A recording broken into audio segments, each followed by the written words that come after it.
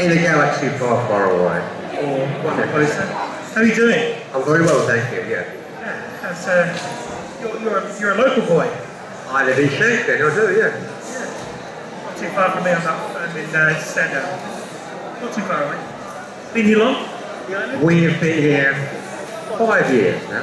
Yeah. I've done a bit of stage work, a few local films. We did a sold-out show last year, Freshwater Fire, that was done at Key Arts. That was very good. There's another film coming up. The island is very, very artistic. Well done, the island. It is absolutely filled with all sorts of creativity, and the arts is just everywhere, really, isn't it? Very impressive. I've never been in Key Arts Centre before, Right. but that's fantastic. That's worth a visit for everybody. Yeah, I think so. What brought you to the island? Well, my wife is a bar manager, and I do entertainment. I sing across all the hotels locally, so for me it was a perfect fit. Right, yeah, lovely place to live as well, right? Yeah, it's not too far to get back to the studios. I had to go back for Venom Carnage at Warner Brothers, but it's only 3 hours away. It's not too far. Yeah, that's good. So, what brought you to where you are now? Well, how I became Woody's picture double is a bit of a long story, but it started when I was on the bill on ITV and did that for 4 years. And they all said I looked so much like Woody that they called me Woody, and it stuck. 10 years later, fast forward, one of the WPCs is now a casting director. And Woody turns up for Now You See Me Too with an American double, and she rang in a panic and said, he looks nothing like you. Are you available? And I was, so that was the first film I did with him, 2005. So what is it that you do? Well, in that film, of course, he is a twin, so you can't be in 2 places at once. So I'm always the other one. They shoot over the shoulder, but I get to play all the scenes. My very first night filming, I hadn't even met Woody, and I had to walk onto an armoured truck, and on that armoured truck, it's Michael Caine, Daniel Radcliffe, Mark Ruffalo, Jesse Eisenberg, and me. The first night. Can you imagine? I was a little bit scared. I just say not intimidating at all, right? And if ever I get nervous about anything else since, I always remember that first night, and I think, you got through that, you'll be fine. What was that like? I mean, what was that like being in that? Well, Dan Radcliffe, I don't think anyone's met him, but he is the loveliest guy. He's so sweet. I worked with him and he's probably the most recognisable actor, I'd say, in the world, probably, for Harry Potter. And when we went to Macau, China, to shoot for 2 weeks, everywhere he goes, he gets asked for a picture, and he always says, yes, of course. But as soon as one camera goes up, before you know it, the whole room's got cameras. The security are forever pulling him out. He's a lovely, lovely man. Fantastic. His father, of course, was the producer. Yeah. So very well brought up. He remembers everybody's name. One of his little tricks, he remembers everybody's name and the cast and crew.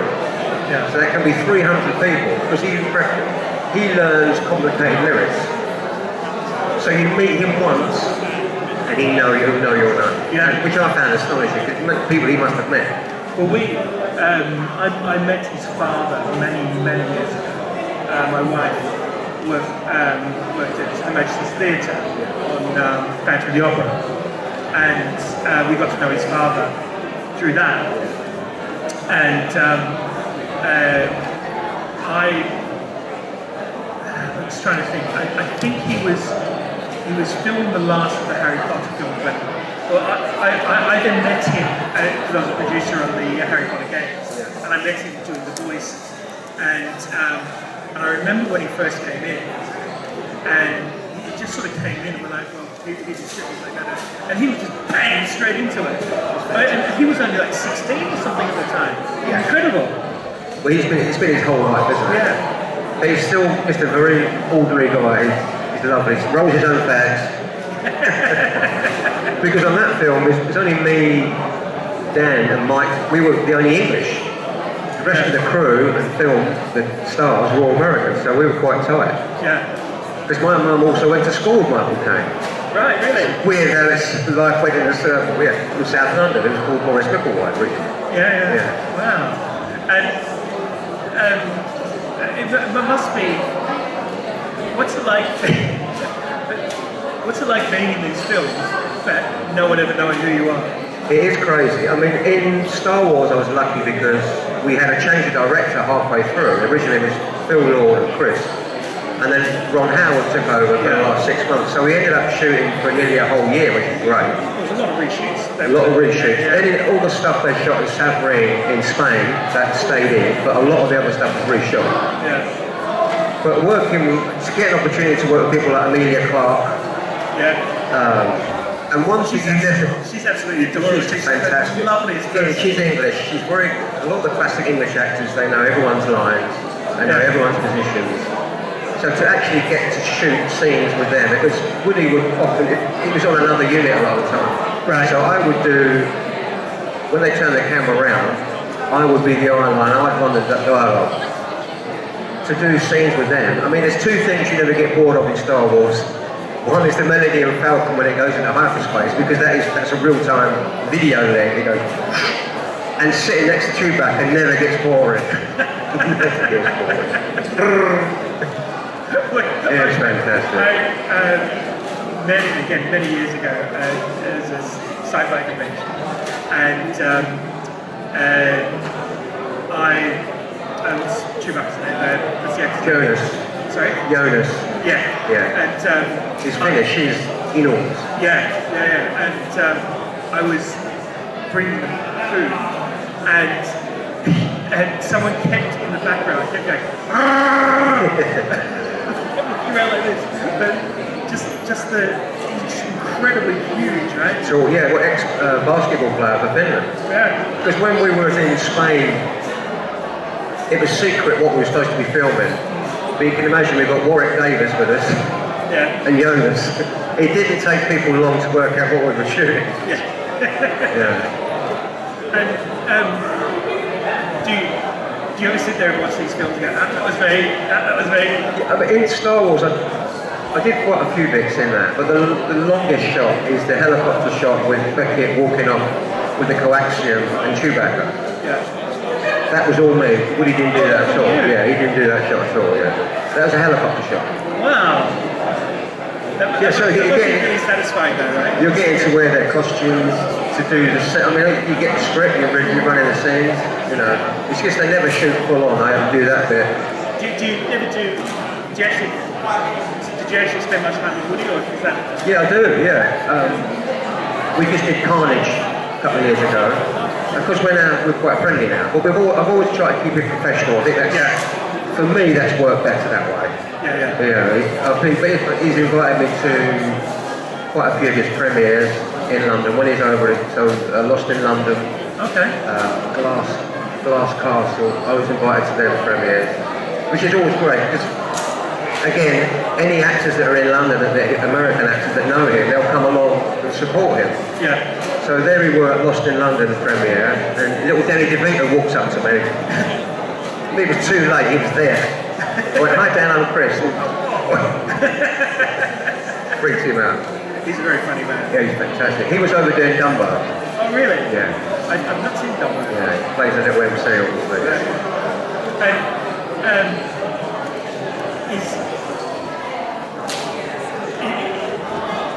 I guess being a double like that,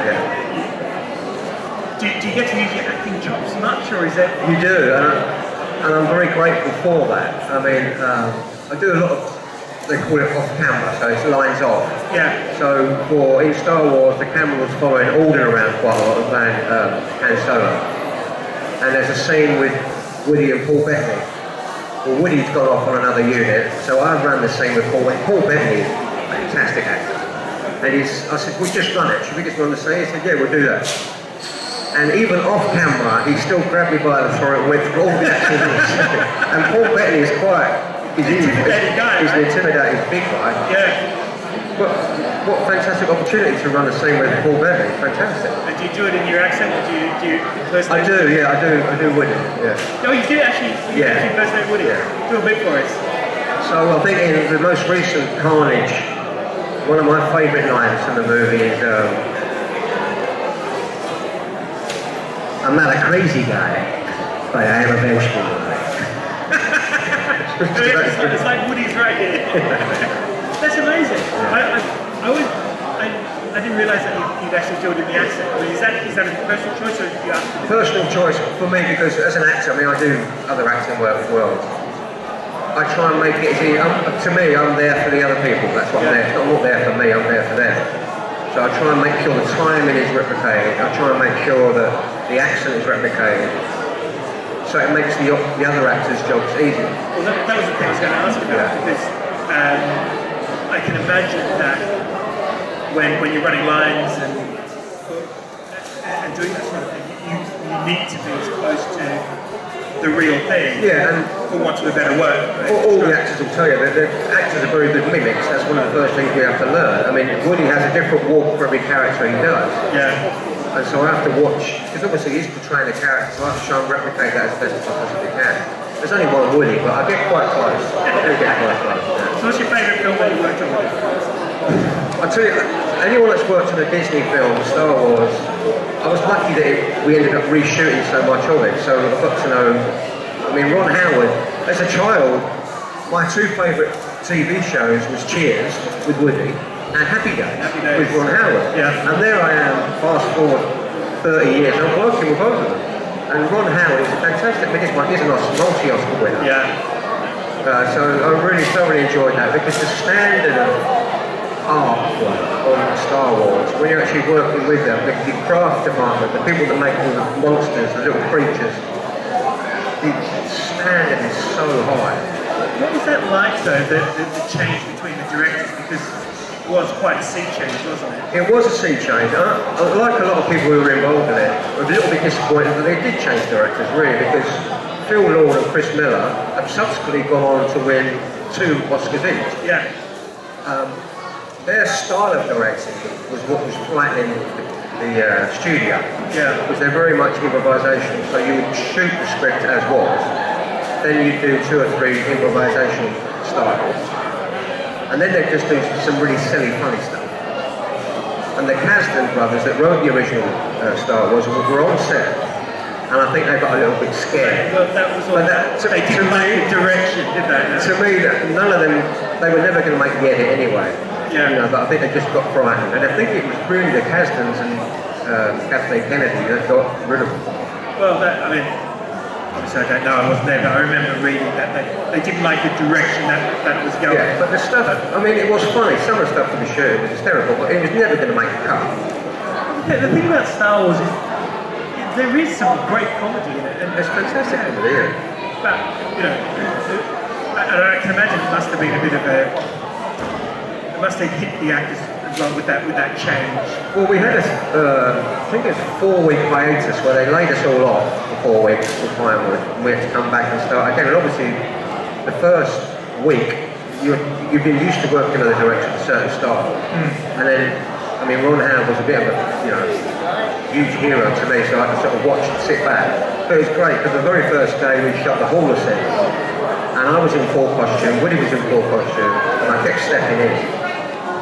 And Ron Howard kept coming up to me thinking I was Woody. Now, he's worked with him before, 4 times. He said, it's the other one. The other Woody. He was confused. The terrible Woody. So I'm going to open up a little bit to the audience. Does anyone have any questions? Any questions about Star Wars, about Woody, about Carnage. Now you see me, of course. I'm going to put some costume on later. Yes, sir. Can you come up to the microphone, please? Thank you. What was it like working with Michael Caine? Michael Caine, so my mum went to school with him. He was very interested. Obviously, he's quite ancient now, bless him. He's still alive, but he finds it difficult to get in and out of the steps, so we used to shoot around that. An interesting fact for you, I mean, it's funny, because every morning he'd come in makeup, and I would be sitting there, and he'd go, "Morning, Woody." I go, "No, I'm the other one." He got confused every day. But he has a very short 2-week contract, and he's going to be in the next Navy scene as well. They have to shoot all his scenes in 2 weeks. But of course, it never works like that. So, and for every day he's over, he gets paid an enormous amount. And he also has first choice of all the costumes. So anything he wears is his. Interesting. That's a good way. It's good to be the king, right? I mean, how many films has he done? Yeah, exactly. Hundreds. Yeah. But just we both hail from South East London. We got on great. Seems like a very down-to-earth guy. Very good. Another interesting night, we were shooting the last scene in the film, and his wife, Shakira, came on set. And he said, do you mind keeping an eye on her for me? I said, no problem at all. So we got on fine, had a cup of tea together, and one of the young runners said to me, wow, she is so beautiful. I said, of course, she's an ex-Miss World. She didn't know. Any other questions? No? Well, thank you so much. It was really, really interesting. Thank you very much. I enjoyed that immensely. Thank you. Thank you so much. Thank you very much.